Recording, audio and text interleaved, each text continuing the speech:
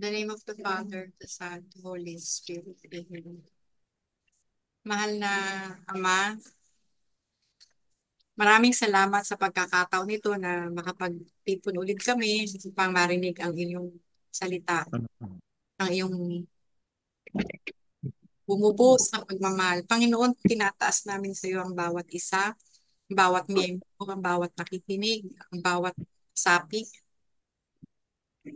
Nawahi po inyo, Panginoon, ng mga may karamdaman, mula ulo hanggang paa, bawat may ng aming laman, Panginoon, hipuin inyo kaming lahat para sa aming kagalingan.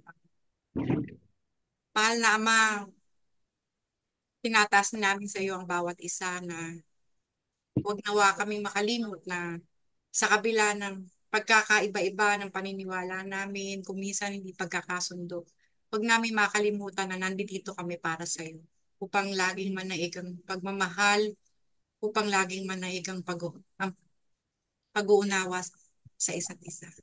Maraming salamat, Panginoon, sa bawat isa. Maraming salamat sa gabing ito. Maraming salamat sa pag-ibig mo. Lahat ng ito'y tinataas namin sa iyo. Samot dalangin namin sa pangalan ng iyong anak na si Kristo at sa pagmamahal ng Birheng Maria. Amen. Amen. Father, the Son, Amen. Spirit. Amen. Good evening po. Good morning. Good morning po. Opo. Ang topic po natin ngayon ay Luke chapter 11 verses 42 to 46. Woe to you, Pharisees, because you give God a tenth of your mint, rue, and all other kinds of garden herbs, but you neglect justice and the love of God. You should have practiced the latter without leaving the former undone. Woe to you, Pharisees, because you love the most important seats in the synagogues and respectful greetings in the marketplaces. Woe to you, because you are like unmarked graves, which people walk over without knowing it.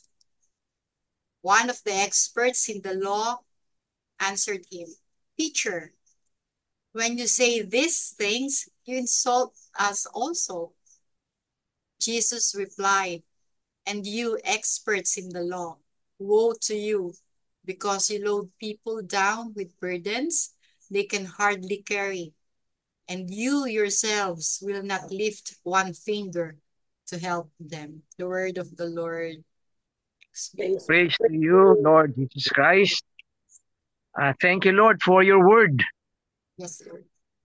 Nagsalita po ang ating Panginoon, kaya it is the word of God, no? Naway yung kanyang salita ay tumama sa ating puso na bukas upang ito ay mamunga na ayon sa kanyang kagustuhan. God bless you, Brother John. The Lord bless you. And also Ate Baby, God bless you. Nagpadala po ako ng reflection ni Pope Francis sa San Martin de Porres Church at sa Christ Family Prayer Group. Ang binigyan pong emphasis niya sa readings ngayon ay yung authority. Yung the proper use of authority, no? Nakalagay po sa 2 Corinthians 10:8, authority to build you up, not to tear you down. No, tayo po kasi may kanya-kanyang authority, no? Authority bilang obispo, authority bilang pare, authority bilang presidente ng samahan, parental authority, authority sa mga sa trabaho. Maganda po lahat 'yan, yung authority niya, no? Reflection ni Pope Francis, no? Kasi sa authority nakikita diyan yung authority ng God. No, kasi all authorities come from God, no? Kahit na authority sa gobyerno. No, lahat po 'yan nung gumagawa ng decision making para sa kabutihan ng ating bansa. Yung gumagawa ng mga batas. Lahat po yung authority niyan ang inspirasyon niyan ang ating Panginoong Diyos, no? Yun lang sabi ni Jesus, because we live in a fallen nature, yung authority nagagamit sa masamang paraan, no? Manakapang-api sa kapwa, no?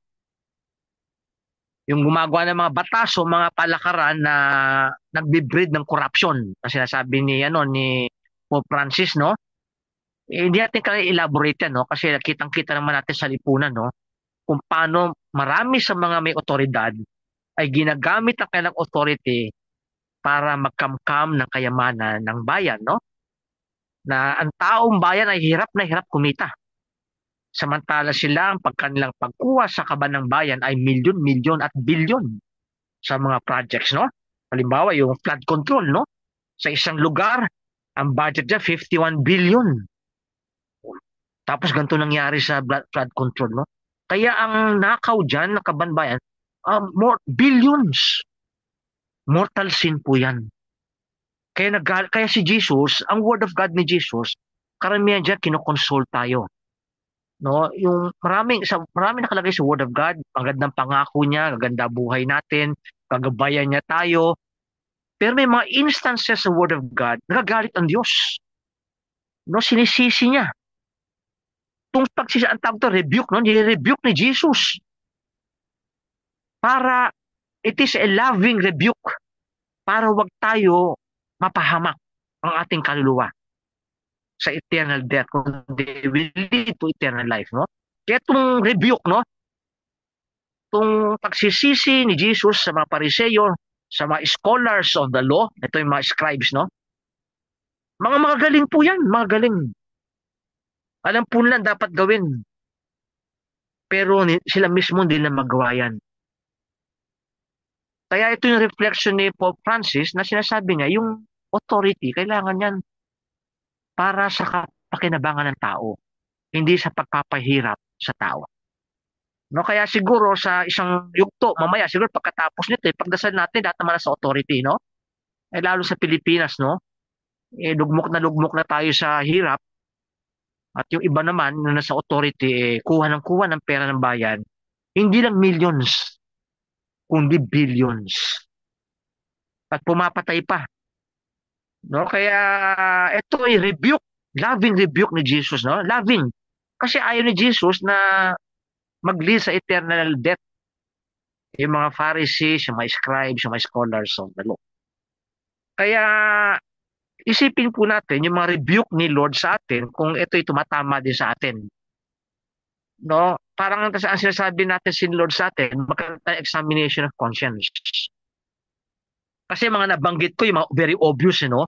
Pero may mga hindi gaanong obvious sa atin, sa ating sarili, kung paano natin in-exercise ang ating authority na hindi nagpapalaya, hindi nakakatulong sa tao, kundi nakapang-api. No, nakalagay sa 2 Corinthians 10:8, no? Ang sabi ni St. Paul, authority to build you up, not to tear you down, not to destroy you. Kaya yung binigyan tayo ng kapangyarihan, ng authority ni Jesus, na napakaganda. Gamitin natin yan to build up people. Huwag makapang-api. No? Huwag makapagbaba ng dignidad ng ibang kapwa natin. No? Ang mga binigay kong halimbawa, yung kilala natin sa ating lipunan ngayon, no? Kung paano ginagamit ang authority para makanakaw sila ng hindi lang millions, kundi billions. At ayan ay po yung mortal sin po yan. Pag namatay po sila at hindi sila nagsisi at hindi binalik sa tao ang kanilang mga ninakaw, hahantong po yan sa impyerno. No? At tawag po dyan, ito po yung social sins, no? Ito yung mga economic sins na malakihan. Pero sa mga maliit na pamaraan sa examination of conscience natin bilang magulang, paano ko ba ginagamit ang aking authority para sa aking mga anak? Authority para gumanda kanilang buhay, mapaayos, no? So gano'n, no? So bilang pare, bilang obispo, bilang presidente ng mga samahan natin, paano ginagamit ang ating kapangyarihan?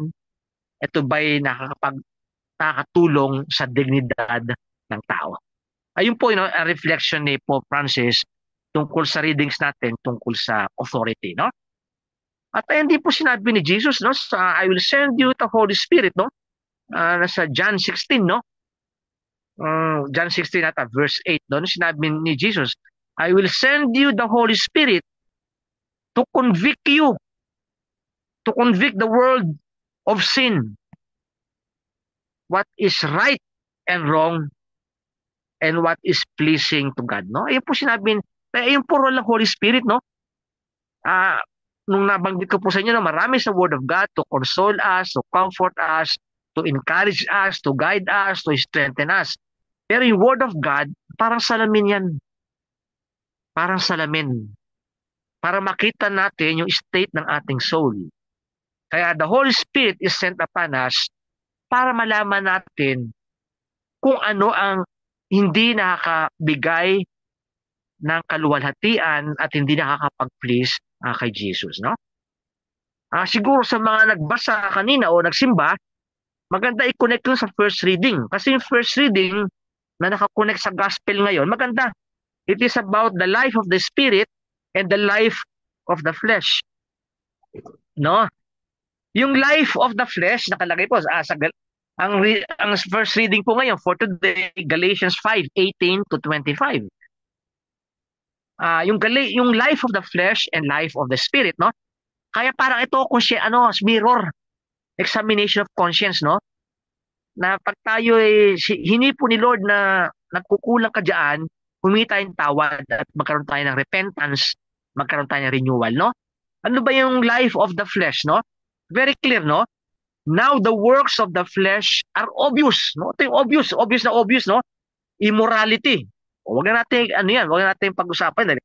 Alam natin immorality, impurity. No, impurity, licentiousness. Yung licentiousness, nasa rin po 'to, parang nasa sin of the flesh, no? Idolatry. Yung sinasambating Diyos-Diyosan, no? Diyos-Diyosan, ito yung mga ginagawa natin Diyos ang ating sarili, ginagawang Diyos ang kapangyarihan, ginagawang Diyos ang sinasabi ni Saint Thomas Aquinas, no? 4, no? Power, fame, wealth, and pleasure, no? Power, fame, pleasure, and wealth. Ginagawa natin Diyos yan. No? Mga obvious yan eh. Ayan ang works of the flesh. No? Ano pa? Sorcery. Yung mga mangkukulam, no? Ito, totoo to sa mga probinsya lalo ng kukulam, no? Mga kulto-kulto, no? Pero ang sorcery, kasi sa Greek word dito, pharmakein. Ang Greek word ng sorcery sa Greek ay pharmakein. Kung saan ang galing ang word na pharmacy. Ito po yung contraception. No? Kaya yung mga taong gumagamit o naniniwala sa contraception, that is the work of the flesh. No, kung bakit nag-object ang church na bawal ang contraception, because that is the work of the flesh. Sorcery po yun. Pharmakein. Noong time ni Christ pa, time ni Paul, gumagawa silang potions na maggamot para wag magbuntis. O kapag nagbuntis, mamatay yung pinagbuntis. Ayun po yung sorcery. Hindi lang yung sa mangkukulam. Kung hindi, yung mga contraception, no? Abortion, no? Hatreds, no? Hindi kailangan ipaniwala to. Hatreds, no? Pagkabuhi. Rivalry. Magandang rivalry, no? Sabi ni Saint Paul, no? Sabi ni Saint Paul na rivalry to do the will of God, no? Nagpapagandahan tayo kung paano susundin ng Panginoon. Pero may rivalry na nakakasira sa relasyon ng bawat isa, no? Jealousy. Yan, no? Sabi, ito, lalo sa mga love relationship, no? Sabi, pangit daw pag walang jealousy. Ibang klaseng jealousy yan, no? Nakakasira ng pagkatao, no? Nagiging control freak. No, kung tawagin niya lang control, no? Parang pero work of the flesh yun. Yung tamang hinala lagi, no? Jealousy, no? Outburst of fury. Lagi nagagalit. Kaunting bagay, sumisigaw ka. Naggalit ka, no? Outburst of fury. Acts of selfishness, yung makasariling mga gawain. Dissensions, no? Walang ginawa kundi lagi kang kontra-kontra. No? Ang kontra mo, hindi man nakakatulong sa kapwa mo o sa lipunan. No? Basta gusto mo lang kumontra, no? Works of the flesh yan, mga factions, mga hati-hati. No? May mga communities tayo, pero hindi kailangan mag-away-away, no? Lalong-klarong-klaro to sa politika, no? Nagsisiraan, nagbabatuhan, occasions of envy, yung maging ingitera. Works of the flesh po yan. Drinking bouts, nagalasing. No? Ay, hindi kasalanan uminom. Kasi Jesus mismo sa mga apostles umiinom. No? But be filled with the Holy Spirit. Huwag kayong maglalasing. Pag naglasing, mortal sin po yan. Works of the flesh yan. Orgies, ito, mga iba-ibang mga sex, tapos and the like, no? Ito yung sinabi ng first reading ni St. Paul, no? I warn you, as I warned you before, that those who do such things will not inherit the kingdom of God. Yung mga nabanggit ko po, na mga taong gumagawa nito, ang kanilang lifestyle ay ganito, hindi kayo makapasok sa kaharian ng Diyos. Kahit sabihin mo Kristiyano ka, pero kung ang lifestyle mo, yung works of the flesh, hindi ka makapasok sa kaharian ng Diyos. No? Ayan po yung, kaya ito mirror, no? Mirror. Salamin, tung ginawa ni Jesus sa ating yung salamin. He sends the Holy Spirit to convict us of sin, what is right and wrong, and what is pleasing to God. So yung Word of God, part ng Word of God, yung rebuke. Yung sinisisi tayo ng Panginoon, inuusik tayo ng Panginoon ng ating konsyensya para mapunta tayo sa langit, sa eternal life, so that we will inherit the kingdom of God. Kaya siguro mamaya rin, bago kayo matulog, basahin po nyo ulit yung first reading for today. Galatians 5:18 to 25. Tapos i-connect po natin sa gospel ngayon, no? Luke 11:42 to 46. Kasi napakaganda ng pagbasa ngayon eh. Napakaganda po to. Ni-rebuke tayo ni Jesus. Biro mo. Ay, ang tunay na kaibigan, di ba? Sabi ni Jesus, I no longer call you servants, but friends, di ba? John 15 verse 15. Kaibigan tayo ni Jesus eh. Kaya ni-rebuke tayo ni Jesus para nagkakamali tayo. Eh minsan, pag ni-rebuke tayo ni Jesus, ayaw natin. Di ba? Kasi ayaw natin sinasabihan tayo ng ng pangit, di ba? Pero ang tunay na kaibigan, sinasabi sa atin, sa magandang paraan, sa one-on-one, kung anong hindi maganda sa pamumuhay natin kay Kristo. Ayan ang tunay na kaibigan. Hindi mga kaibigan na binubola tayo lahat na gustong marinig natin yung maganda, pinaparinig sa atin. No? Hindi po tunay na kaibigan yun. Kasi ang tunay na kaibigan, sa maayos na paraan, sa one-on-one, ang tawag ito, fraternal love, sisterly love. Nag-one-on-one kayo para lumago ang bawat isa sa ating relasyon kay Jesus. Kaya yung sinasabi ni Jesus, I no longer call you servants but friends.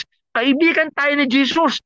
Kaya ni-rebuke tayo ng Word of God para itong salamin, para lalo tayo ma-form sa image ni Jesus. Na sa ating patingin sa salamin, ang makita natin ay ang hugis mismo ni Jesus. Ano yung hugis ni Jesus? Diretso tayo sa binasa natin sa Galatians 18, no? Verse 75. Ito na. In contrast, the fruit of the Spirit, ito po, pag tinignan natin ating sarili sa salamin, no? Pag tinignan natin ang ating sarili sa salamin, at tayo may humility, merong pagsisisi, may pagbabago, dahil sa ugnayan natin kay Jesus, ito po makikita natin. The fruit of the Spirit is love. O yun na, maganda na, no? Love. Joy. Peace. Patience. Kindness. Generosity. Faithfulness. Gentleness. And self-control. Ito po yung salamin. Biro nyo, ito mangyayari sa buhay natin. Pag iniwasan natin, pinagsisihan natin ang works of the flesh. Biro nyo, sa community natin ng Christ Family Prayer Group, sa San Martin de Porres Church, sa Armor of Faith Prayer Group, sa community ni Brother Aldrin, Sister Karina, at sa mga nakikinig sa atin. Biro nyo sa bawat isa sa atin. Dahil sumusunod tayo kay Jesus, nakikita sa ating buhay ang bunga ng Espiritu Santo. Ano mga bunga ng Espiritu Santo? Love. Pero may love tayo sa bawat isa. Meron tayong joy sa bawat isa. May kapayapaan sa bawat isa.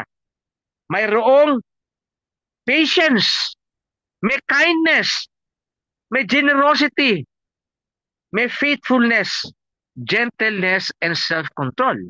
Kaya sabi ni St. Paul, if we live in the Spirit, let us also follow the Spirit. Dahil lahat tayo po na-renew sa Spirit eh. Ang kailangan, sabi ni St. Paul, sundin natin patuloy na pagsunod. Hindi tayo humihinto. Di ba? Sinabi sa Hebrews, di ba? Look at Jesus. Focus. Hebrews 12, no? Verse 2. Look at Jesus, no? Let your focus be on Jesus. The source, the beginner, and perfecter of our faith. No? Sunod-sunod ang pagsunod natin, no? Kaya nga sabi ni Jesus, ni St. Paul, those who belong to Christ Jesus have crucified their flesh with its passions and desires. Meron po tayo, kaya meron tayong examination of conscience. Minsan hindi po natin nabibigyan ng halaga yung before the Mass. Diba lagi sinasabi ng pare, before we start the celebration of the Eucharist, the sacred mysteries, let us call to mind our sins and ask the Lord for pardon and strength. Tapos, I confess to Almighty God and to you, my brothers and sisters. No? Siguro bigyan po natin diin ng konti yun. No? Bigyan po natin ng konting focus. No? Because the Lord, parang salamin, ang ginagawa ni Lord, nililinis yung salamin para kuminang. Kasi minsan na salamin natin, marami ng maraming alikabok, maraming kung ano-ano mga dyan, fog. Hindi na makita yung image ni Jesus sa atin. At yung lives of the flesh. Hindi tayo makapasok sa kaharian ng Diyos. So hindi na nauluan dahil Kristiyano tayo, dire-diretso tayo sa pagpasok sa kaharian ng Diyos. Hindi. Kailangan sa buhay natin, the call to holiness, maging banal tayo, yung the life of the flesh ay nawawala sa atin. So that we may inherit the kingdom of God, sabi ni St. Paul. At kailangan i-crucify natin. Alam niyo, crucify, masakit yan. Masakit, pakuin. Naranasan niyo yan? Mapako ka. Makatapa ka ng tampak, sigaw-sigaw ka na, no? Ito, papakuin pa. Kaya the life of the flesh, sabi ni St. Paul, they have crucified their flesh with its passions and desires. Those who have the Spirit, follow the Spirit, no? Kaya yun pong gawin. So habang nilinis ang ating salamin, I confess to Almighty God, araw-araw natin ginagawa yan, ang Word of God, nililinis tayo, no? Nakalagay sa John 15 verse 2, you have been made clean by the Word of God. Ayun po nagagawa ng salita ng Diyos. Kaya nga ang church, ang Catholic Church, nagbibigay ng indulgence araw-araw kapag nagbabasa tayo ng 15 minutes ng Word of God. Indulgence po yan. Gawin nyo sa pagbabasa nyo lang ng Bible for 15 minutes, binibigyan po kayo ng indulgence ng Catholic Church. Ang ibig sabihin ng indulgence po, kasi pag tayo pumunta ng confession, the eternal guilt is wiped out. Yung eternal guilt, ibig sabihin kung pupunta ka sa langit o sa impyerno. Yung eternal guilt, papunta ka sa impyerno, wipe out yun when you go to confession. Pero yung temporal punishment, hindi po nawawala yun. Kaya meron tayong penance. Ang tawag po dyan, reparation. Kaya sinabi Jesus, if anyone wishes to follow me, let him deny himself. Take up his cross daily and follow me. Ayun po yung reparation. Yung pagbabayad puri. Si Jesus na nagbayad puri sa ating eternal guilt. Pero sa ating temporal punishment, kasama natin si Jesus, tayo ay gumagawa ng reparation. Para yung managawa nating kasalanan ay mapagbayarang puri. Kaya pag namatay tayo, napagbayarang puri natin yung mga temporal punishment natin dito sa mundo, wala na po tayong purgatory. Pero kung di po natin binabayaran ang ating temporal punishment, nasa purgatory tayo, tatagal tayo ron dahil doon tayo linisin, no? Kaya dito pa lang, sa mundong ito, malinis na yung ating puso para di tayo makapunta sa purgatorio. So isang one way na ginawa ng church, when you read the Word of God for 15 minutes, nabibigyan po kayo ng indulgence. No, ito pong way para yung ating mga temporal punishments na ginawa ating kasalanan ay magkaroon ng reparation. No? Kaya isang practical way po yan, no? Of course, maraming ways ng indulgence, yung pagbibigay ng limos sa mga tao nagugutom, no? Indulgence po din yan, no? Indulgence, no? So, ganun po yun, no? So, napakaganda po ng readings na yun, no? Kaya yung, kung meron po kayo, di ba, meron nabibili minsan meron ako rito yung, bumibili ako yung sa pandasal, the whole year readings to everyday eh. Ano po to, 600 pesos o 650 kung bibili kayo sa sa St. Paul's, no? Nandun po lahat ng readings everyday for 1 year. Tapos nandun din yung mga morning prayers, evening prayers, nandun din po yung mga prayers sa mga kaluluwa, may prayers for healing. Kaya kung meron kayong gusto niyo magbigay sa sarili niyo ng birthday gift, birthday o Christmas gift, Christmas gift. Punta po kayo sa St. Paul's. Oh, in-advertise ko na yung St. Paul's, no? In-advertise ko na po yung St. Paul's, no? 4 volumes to eh. 4 volumes pandasal. The whole year po to, the whole year. The whole year. Kaya, you will, grow a lot by reading daily yung readings for the day. No? So, kahit na hindi kayo nakapagsimba, mabasa nyo man lang yung Word of God every day. At nabibigyan po kayo ng indulgence. No? May morning prayers dito, may evening prayers, lahat po, no? Ang tawag rin po rito, ito yung tinatawag nating divine office ng mga pare o liturgy of the hours. O sa mga monghe, nagadasal sila alas 6, alas 9, alas 12, alas 3, alas 6, alas 9, alas 12, alas 3, no? Nakalagay po yan sa Psalm 119:64, no? Nagadasal sila 7 times a day, no? Kaya kung meron po kayong pag-ipunan nyo, Christmas gift nyo. Christmas gift nyo sa inyong sarili. Bili po kayo ng pandasal, 650 lang, 4 volumes. The whole year na po yan. Mag-grow kayo talagang spiritually. Yung grow nyo yan talagang height, no? Talagang kasi the Word of God, no? Is effective and living, no?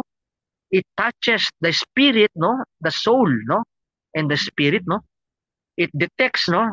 The reflections of our thoughts. It discerns our thoughts and reflections, no? Hebrews chapter 4, verse 12, no? Tungkol po yun sa Word of God, no? Ayun po yung nagagawa ng Word of God. Wag tayong mag-asawa. Alam nyo, isang way para atakihin kayo ng demonyo, maging matabang na pagbabasa nyo ng Word of God araw-araw. Isa pong sign yan. No? Isa pang sign. Alam nyo po, may mga tao, may dementia, may ibang Kristiyano, marami silang nakalimutan. Ang hindi po nakalimutan yung Word of God. No, nakakatuwa po, no, pumunta kayo sa mga nursing home, nung nasa po ako, nasa Australia, nung nagkaroon po ako ng orientation sa mga nursing homes, may mga Kristiyano po ron, may dementia na, pero hindi po na nakalimutan mga ibang passages ng Word of God. Kasi tumanim na sa kanila. No? Na hindi lang nakalimutan, God is love. No? God takes care of them. God is merciful. Hindi lang nakalimutan. So siguro pa nagkaroon tayong dementia, no? Kung gamitin ni Lord yung redemptive suffering natin, magkaroon dementia, huwag natin makalimutan ang Word of God. Kaya isang sign na inaatake tayo ng demonyo ay kapag nanlalamig tayo sa salita ng Diyos. Kung everyday nakakalimutan tayong magbasa ng Word of God. Kaya ang panlaban dyan, ang kontra, ay magbasa ng Word of God. No? Kaya isang Christmas gift sa inyo, bumili kayo sa St. Paul's, 650 lang for the whole year ng daily reading everyday at prayers, no? Hanggang doon, siguro, isang part ng sharing lang po yan, no? Yung second part ng sharing dito pa, so ang pinipresent po natin ngayon dito kay Jesus, Jesus is a challenging God. He is a challenging Lord. He is our challenging Jesus. Sina-challenge tayo ni Jesus, no? Sinasabi niya sa mga Pharisees, sa mga scholars of the law, yung marami kayong ginagawang batas na tama naman, nagka-tight kayo sa mga plants, no? Sa mga rue, yung mga na-mention doon sa first reading, sa gospel, no? Mga plants po yung mga herbs, no? May tax po sila time na yun, no? Sabi na tama yan, sabi ni Jesus, pero huwag niyong kakalimutan ang pinakamahalaga. justice, and love of God. Jesus is challenging us. Bilang Christian life, maraming tama yung ginagawa ng Word of God. Tapos di naman tayo makatarungan at hindi mapagmahal sa kapwa. Sayang yung Word of God. Kaya God is a challenging God for our gospel tonight. Sina-challenge tayo to grow in our love for God, no? Nakalagay sa 2 Corinthians 3:18, no? Continue to grow in the grace and knowledge of God. Nakalagay sa 2 Peter 1:4, so that we may share the very nature of God. Ayun po yung goal ng challenging God, no? That we really live our nature as partakers of the divine nature. 2 Peter 1:4, as we grow in the grace and knowledge of God, no? 2 Peter 3:18. No, ayun po yung goal, so that we may have union with God, we may inherit the kingdom of God. At maganda naman ang bunga, di ba? Love, joy, peace, patience. Gusto ba natin yan sa buhay natin? Natural, oo, dahil kay Jesus tayo. Ayun sabi ni Jesus, you will have the fruit of the Spirit, no? Na nabanggit ni St. Paul, no? Galatians 5:18 to 25. So if you have the Spirit, continue to follow the Spirit. Sa ibang translation, the Spirit has given you life, you must also live according to the Spirit. Ang ibang translation, no? Pero sa binasa natin sa Gospel tonight, ang translation dito, if you have the Spirit, follow the Spirit, no? Ayun po yun, no? So, ito po nangyayari sa atin ngayon, no? It becomes a way of life, a life of justice and love. Na sinabi ni Jesus, no? Maraming mahalaga sa pagiging Kristiyano, pero huwag niyo kakalimutan, sabi ni Jesus, on justice and love of God, no? Kaya nga, ang gagamitin natin, may isang pare, sinabi niya, yung buhay Kristiyano, yung nag-reflect po siya sa first reading, it is, life, kasi life in the flesh and life in the spirit, no? May isang pa nag-reflect naman, sin in action and sin in inaction. Nung una, kasalanan ginagawa. Ayun po yung life of the flesh, no? Kasalanan ginagawa. Yung sin in inaction, ito yung mga kasalanang hindi ginagawa. Mission and O sa Catechism of the Catholic Church, a sin of commission, tsaka sin of omission. Ang sin of commission, ito po yung klaro, yung mga ginagawang kasalanan, no? Ang sin of omission, yung mga hindi natin ginagawa. Ang hindi natin ginagawa, yung halimbawa, yung works, divine mercy, no? Yung corporal works of mercy, tsaka spiritual works of mercy. So kung minsan talakayin po natin ng medyo mahaba-haba yan, no? Kasi yun po yung sin of omission. Mga sinasabi, wala akong ginagawang kasalanan eh. O tama, sabi ng pare. Oo. Wala kang ginagawang kasalanan, pero marami kang mabubuti na hindi mo ginagawa. Kasalanan din yun. Ayun po yung sin of omission ng mga hindi ginagawa. O sin in inaction. Ito po yung kabutihan. Halimbawa, hindi tayo nagpapakita ng love. Hindi tayo nagpapakita ng joy. Hindi tayo nagpapakita ng kindness. Hindi tayo nagpapakita ng gentleness. Hindi tayo nagpapakita ng generosity. Hindi tayo nagpapakita ng faithfulness. Hindi tayo nagpapakita ng self-control. Ayun po ay sin of omission. Ayun po ay sin in inaction. Ayun po yung reflection ng isang pare na nasa Catechism of the Catholic Church. O sa pinakasimple, hindi po natin ginagawa ang corporal works of mercy at yung spiritual works of mercy. Alam niyo po ba yung spiritual works of mercy? Dapat alam natin yan, no? Of course, yung corporal, yung magkapakain ka ng mga nagugutom, bigay ka ng tubig, clothe the naked, bury the dead, visit the sick, no?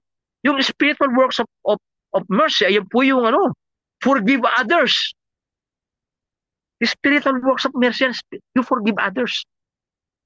Pangalawa, spiritual works of mercy, you counsel the doubtful. Nung nagbibigay ka ng magandang payo. Sa mga ignorant sa faith, pangatlo, spiritual works of mercy, pinapaliwanagan mo sila ng ating panampalataya.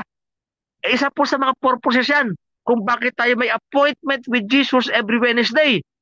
Para yung mga taong ignorante sa panampalataya ay hindi na maging ignorante sa pananampalataya.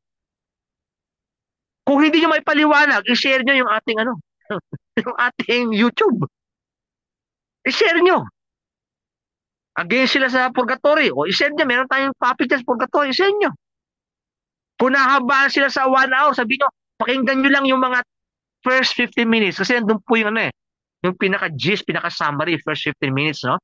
The rest, mga explanation na lang. Ayun, counsel the ignorant. Isa po yun. Spiritual works of mercy po yun. Next time po, no? Ayun po yung ang reflection ng pare, no? So, pay attention to the works of the flesh and to the works of the Spirit. Parang salamin. Halimbawa, isang way para luminis tayo, confession. No, lagi sinasabi ng spiritual director namin, no? 'Di ba tayo naghuhugas ng kamay bago kumain? Kasi nasa probinsya kami. Pagkasama namin yung mga tao sa baryo, nagkakamay kami. 'Di ba naghuhugas kayo ng kamay, sabi niya, bago kayo kumain? Ayun ang confession, sabi niya. Naghuhugas tayo. O, sino nagtututbrush dito bago matulog? Di ba nagtututbrush tayo? Dahil maduming ngipin natin.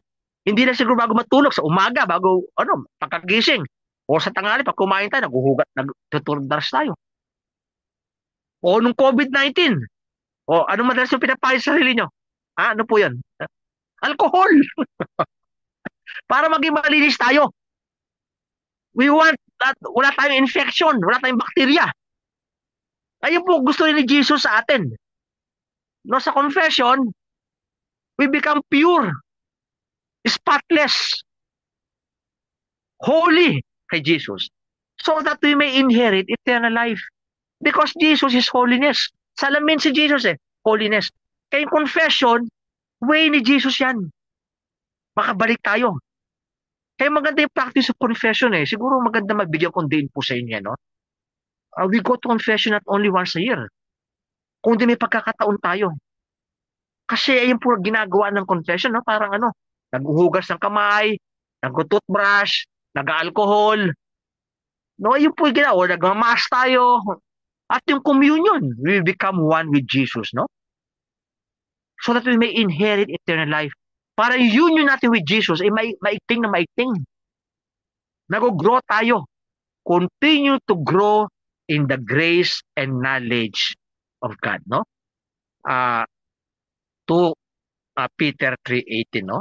Because nakalagay sa Ephesians, no? Babasahin yung Ephesians 1, no? Verses 4, no? God has blessed us with every spiritual blessings in the heavenly world. Ano yung spiritual blessings na yun? Ayun po yung mga sacraments. Kaya go frequently sa sacraments, no? Sa atin naman, na ngayon, ay dalawang sacraments na lang sa atin importante, no? Yung confession, tsaka yung communion, no? Yung daily mass natin, no? As much as possible, no? At tapos, yung ating word of God. Mahalaga po yun. So, pag kayo tinatamad sa word of God, inaatake kayong demonyo. No? Inaatake kayo. Kaya, make an effort for Jesus. If you want to follow me, take up your cross daily. No? Deny yourself. Crucify the flesh, na sinabi ni St. Paul, no? With its passions and desires, and follow me. So, ang pagsunod kay Jesus, part ng pagsunod kay Jesus, is to nail, ipako, ang ating works of the flesh. Kung matutuloy po yung ating retreat, no, sa December, talakayin po natin to. The works of the flesh and the works of the Spirit in our life. Para union natin kay Jesus ay maging maigting. No? Naging klaro ang ating salamin at yung image ni Jesus sa atin ay kumikinang. No? Romans 8:29. Sige po, so ito po ay loving rebuke ni Jesus. The loving rebuke of Jesus leads to eternal life. The loving rebuke of Jesus calls us to crucify the works of the flesh in our lives and cultivate the fruit of the Spirit in our lives. O sige po, kung meron po kayong sharing o tanong, pumasok po kayo, no? Otherwise, itutuloy po natin to. O sige po. Na off topic. May Sige po. tanong ako, parang hindi ko lang kung nabasa ko, napanood na kailan daw pwede i-consider pagka late ka na sa mass. Tapos, Opo, ang sagot, yung pag daw hindi nyo na inabutan yung I confess to Almighty God and to you, my brothers and sisters. Ibig sabihin, pag hindi mo na siya inabutan, late ka na sa misa. opo, oo. Ayan Ah, din po. Marami nagkataon sa akin, mga estudyante, mga tamad magsimba, ang hinahabol kung yung pwede, no? Of course, pinaka-crucial dyan yung consecration, no? Yung the consecration of Jesus, no? Kaya dati mga pare, ang ina-advise dyan, consider the late ka pag di mo narinig yung Word of God. Tsaka yung Eucharist. No? Kasi the liturgy is composed of two parts. The liturgy of the Word and the liturgy of the Eucharist. Kaya ang standard ng ang advice ng pare diyan, at least marinig mo yung Word of God tsaka hanggang consecration. Kasi you have to yung consecration ng the liturgy of the Word and the liturgy of the Eucharist, no? Ayan po yung talagang dapat na sagot, no? Pero sa mga tamad na tao talaga at least abutin mo man lang yung yung consecration. Pero alam niyo po, mga iba advice mo, hindi, kung na inaabot mo, balikan mo. Parang sine, no? Kung na inabot mo, babalikan mo. Ay, parang sine. Pero ayun po yung mga hindi pa malapit kay Lord, no? Yung mga, ang tawag po dyan minimalist. Kung ano yung pinaka-minimum. Kung pagka sa mga sahod minimum wage. Yun ang gusto lang minimum. Pero tayo po, mga Kristiyano na talaga mahal natin si Jesus, after tayo sa maximum. Hindi po tayo sa minimum. Tayo po sa maximum. Because we are following Jesus, our God, our friend. Na ibinigay ang buong buhay niya para tayo maligtas. At tayo makasama in fellowship with Him forever. Kaya sa mga talagang na kay Jesus, talagang from the very start ang misa. No? From the very start. Oo. Opo, pag may mga dahilan ka naman dahil nag-aalaga ka ng mga sakit, hindi ka naman obliga magsimba. Dahil may alaga kami sakit O may sakit ka, hindi naman kailangan. No? Pero yung parang nagiging nagiging lifestyle mo, yung minimum. No? May nagsabi na pare, I confess, no? Pero pinaka-standard niyan, ang sagot talaga, kailangan may liturgy of the word at liturgy of the Eucharist.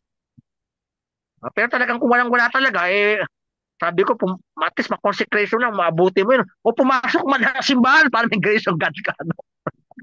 Kasi after ako, yung tao magkaroon ng grace of God para pumasok ka simbahan dyan. O, kahit magdasal ka dyan, sabi ko, kung abutin mo dahil, wala, yung buhay niyang Kristiyano, ganun papatay-patay. Kaya yung pare, gumagawa ng paraan. Para yung tao, matamaan ng grasya ng Diyos, no? Pero talagang tunay talaga, huwag tayong minimum Christian. Maximum Christian tayo. Maximum tayo. Kasi Word of God to No, kaya meron tayong Wednesday appointment with Jesus. Masabi, di na kailangan yan. Magbasa ka ng Word of God everyday, di na kailangan yan. Tapos ang dami mo oras sa ibang bagay. Dahil may maximum tayo relation kay Jesus, marami tayong oras na binubuhos para kay Jesus. Hindi na kailangan magrosaryo. Hindi na kailangan magkaroon deboto. Kay San Martin de Porres, kay Padre Pio, sa mahal na hindi na kailangan yan. Hindi na kailangan. Maximum Christian tayo, maximum. Sinasagad natin hanggang may pagkakataon. Ang ganda, di ba? Parang relationship yan Yung mga date, tama na yung date. O minsan-minsan. Sa managamahalan, hindi. Mahalaga yung date. Minamaximize mo yung date. Di ba? Sa mga nagmamahalan, meron kayong time for each other. Minamaximize nyo eh. Hindi na enough, nakikita mo lang siya sa buong araw.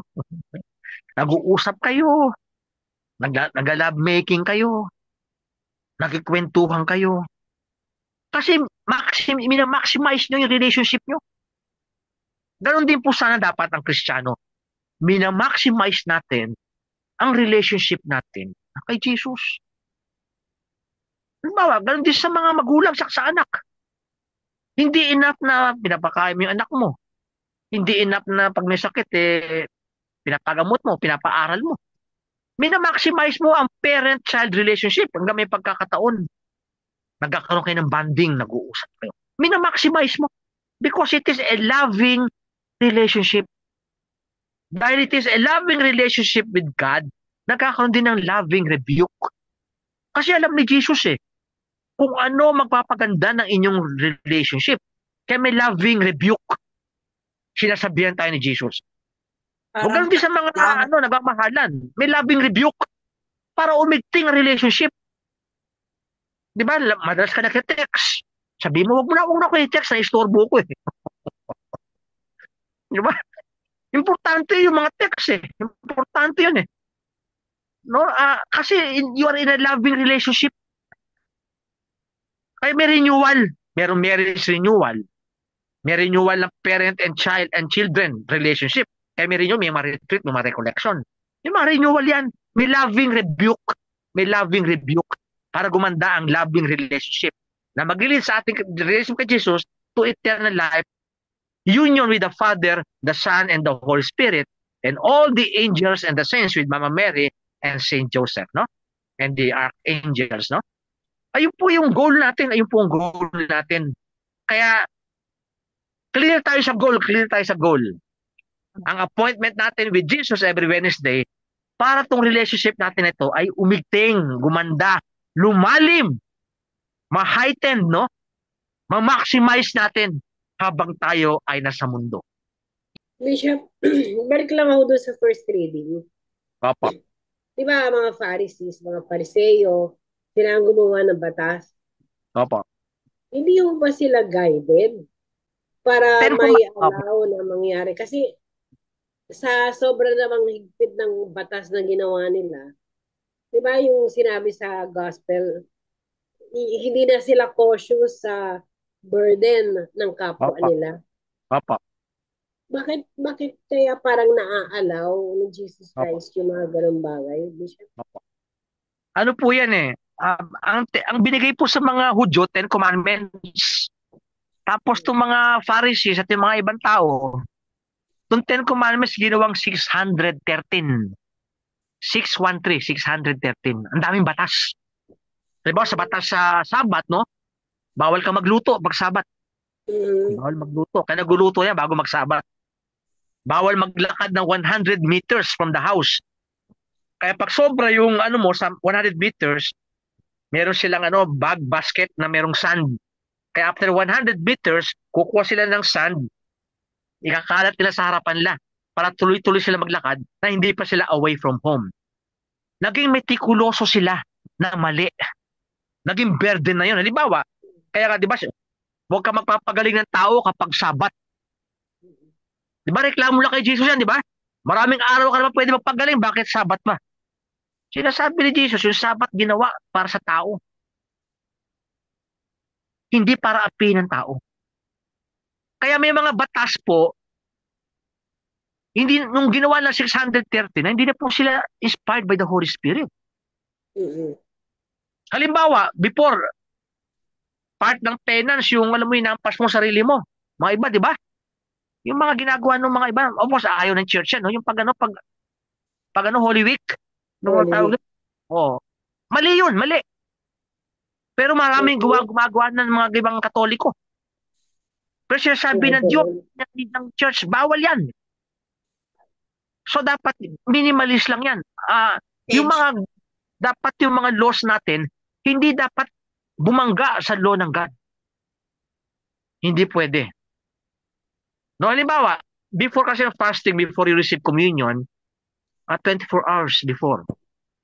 Pero nakikita ng church na kasi talagang gusto nila talaga maging malinis sila. Kaya 24 hours. Pero ginawa ng church unti-unti hanggang ngayon 1 hour na lang. Tapos kung may sakit ka pa ano ka na, kumain ka, huwag ka na mag-fasting dahil may sakit ka. Isipin, yung mga batas dapat na maganda naman yung batas. Pero pag-apply nito at pag sa tao nakakaapi, hindi nakakatulong. God bless si John Paul, si Ate Yoli, si Brother Rolly, tsaka Sister Net, no? Sa Armor of Faith prayer group, no? God bless you, no? Yun po yun, Sister Emily, no? Out of 10 commandments, gumawa sila ng 613. Na hindi naman utos ng Diyos yun. Nagpahirap lang sa tao. Ganun, nagpahirap po. Ang daming ritual sa paghuhugas ng mga plato. Ang daming ritual nila dyan eh. Kaya inaatake lagi ni Jesus. Sa tawag ni Jesus yan, human tradition. Kasi dalawang klase ang tradition eh. Isang human and divine tradition. Ang ayaw ni Jesus yung human tradition na nakapang-aapi sa tao. Oo, ganun. Sabi siya parang parang hindi tuloy naturuan ng mga tao ng tama kasi ang hirap na nilang i-correct kapag ang pinaniwalaan na nila ay yung isa doon sa mga batas na 613, di ba? Opo. Opo. So, parang Totoo po yan, oo. Totoo po yan. Ganun. So, halimbawa, yung halimbawa, isang practice halimbawa, sa Quiapo, di ba, naglalakad din tao, nakaload, no? Ginagawa ko rin po yun pag may time ako. Pero pag wala na akong time, dahil hindi ko na kaya lumuhod, masakit na, hindi ko na po ginagawa yun. Ayun ay, invitation, hindi po batasyon. Okay. Mga iba gagawin batasyon eh. Kailangan para sa Quiapo, kailangan nakaluhod ka habang naglalakad pa puntang altar. Hindi batasyon. Huwag mong gagawin batasyon. Kailangan lang invitation, mga ganon, no? Huwag mong gagawin batasyon. So, may, po yun. So, may mga practices po tayo na invitation lang, huwag gawing po yun na batas, no? Sample naman ng batas doon sa 613. 613 eh. Oo, kaya nagkaloko-loko yung mga Pariseo tsaka mga Sadducees, no? Mga mga scribes and Pharisees, no? Ganon. Ngayon, ang sinasabi natin ni Lord sa atin, magkaroon tayo ng pag may authority tayo sa bahay, o may authority tayo, huwag natin gamitin yung mga batas sa ating bahay na nakakaapi sa bawat isa. No? Kasi minsan may mga policies tayo, may mga practices tayo sa bahay na nakakaapi, no? Pero may mga iba tama. Halimbawa, magandang bata, isang policy sa bahay. Kumain naman tayo, magkakasama tayo. Hindi kumakain tayo, tapos lahat nag-text. Pwedeng palitan, pwedeng yun. Yung mga correction natin, no? Pwede yun. Na magsama-sama naman tayo pag kumakain tayo, magkwentuhan naman tayo, wag kumakain tayo tapos nagte-text pa rin tayo. Pwede ba tayo kumain sama-sama? Mga iba habang kumakain, yung iba nanonood ng TV. Nanonood ng mga soap opera. May dapat may mga practices tayo sa bahay na maganda. No, na may mga ganun po, no, na bago kumain siguro nagdadasal. Magandang matas yun, di ba? Hindi naman yung bago kumain ka, magdadasal ka ng rosaryo, napakahaba-haba. Mali yun. Bago tayo kumain, mag-rosaryo tayo. Hindi naman. Pwede man bless us, O Lord, in this time. Ayun po mga ibig sabihin, no? May mga batas na maganda, pero hindi mo kailangan i-apply doon. No, hindi pwede i-apply. Halimbawa, I give you example, sa seminary, pag novitiate kami, pag Good Friday, kumakain kami nakaluhod. Para maranasan lang namin ang ibig sabihin ng sufferings. Pero hindi pwede habang kumakain kami araw-araw nakaluhod. Nakuha niyo po yung point. So may mga practices sa mga church, halimbawa seminaryo, na ginagawa niyo yung mga once a year lang para yung ma-dose yung lesson. Na pag lunchtime lang po yun eh. Pag Good Friday kami, kumakain kami nakaluhod. Oo. Huwag mong gagawin araw-araw yun. Nakaka-api na yun. May magandang practice, no? Ganon. Halimbawa, sa retreat. Gagawin mong retreat, lahat kayo, 24 hours, agad-dasal, wala nang tulog. Mali yun. Maraming time lang magdasal, pero wag mo nga, gano'n. Siya sabi ni Jesus, no? Kasi ang purpose lahat niya, maging maganda relasyon natin kay Jesus, no? Sa God the Father, God the Son, and God the Holy Spirit, no? Ganon, yung po mahalaga. Hindi yung may ginagawa tayong bagay bilang suggestion lang at maaaring gawin hindi pwedeng araw-araw kahit paminsan-minsan lang, no? Mga ganung halimbawa po, no? Oh, Salamat po, Bishop. apa. Salamat. Sige po. Meron pa akong gustong humabol. Habol lang po. Sige. Sige po. Tsaka po ang goal naman po, di ba, na sabi nga po ng simbahan. Yung iba parang ginagawa na po yung tahanan yung simbahan, ginagawa yung scapegoat na hindi Opo, ka lugod sa Diyos yung nandoon ka nga alaga sa simbahan, di mo naman napag-sisilbihan yung asawa mo, ang anak mo, yung tama po. pangangailangan. Mas priority pa rin ho dapat na mabigyan mo ng serbisyo dahil yung tahanan po, yun po yung munting simbahan, di po ba, Bishop? Oh, Ah, tama po kayo, brother. Magandang point po yan, brother Alvin. Tama po yan. Kaya po hindi po dapat napapabayaan yon ng ating pagsisilbi sa kanya dahil mas priority niya yung yung gusto niya tayo magsilbi nang naayon sa kanyang kalooban, hindi po yung sa kalooban natin. Iba po kasi ginagawa na lang yung scapegoat ng simbahan. Lamang Oh, po. tama po.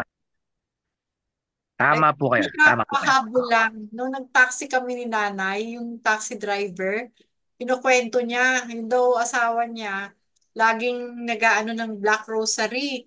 Tapos laging nasa simbahan. Higaan daw, hindi maligpit. Wala, pag uwi niya, galing sa taxi, walang pagkain, ang dumi-dumi ng bahay. Sabi na lang namin ni nanay, kausapin niyo po na kayo ang utahin dahil kayo yung isang unang-unang responsibilidad niya bilang asawa. Opo, opo. Parang kung naiinis na siya doon sa bakit daw ganun yung ano ng simbahan. Parang naiinis siya sa simbahan na bakit ganun. Sabi ko, hindi mo kasalanan ng simbahan nyo. Yan ho desisyon ng choice yan ng misis nyo, sabi ko. Opo, Yun po. tama po. Wala na pong hahabol. Pwede na po tayo mag-closing prayer. Oo. Sige po, no? Thank you, Lord, no? Maraming salamat po, Lord, for your loving rebuke so that you will strengthen our loving relationship with you. Ngayon po, Lord, bless mo po si Brother Egay, si Bishop Lito, si Brother Aldrin, si Brother John, si Brother John Paul, si Sister Yoli, si Sister Net, Sister Jessica, si Nanay Lucy, si Min, si Ate Emily, si Ate Edith, Sister Karina, si Ate Baby, at lahat po, Panginoon, na dumalo ngayon dito, bless them, Lord Jesus. As we sleep tonight, bring healing to our body, soul, and spirit, Amen. and bless us for our provision for the rest of our lives. Yes, The Lord be with you and with your spirit. May Almighty God bless you with every blessing of heaven and earth in the name of the Father and of the Son and of the Holy Spirit. Amen. God bless po. God bless po. God bless po sa inyo lahat. God bless. Good night. God bless us all. Good night po. God bless po. Salamat. Sige po. Armor of Faith Prayer Group. God bless po.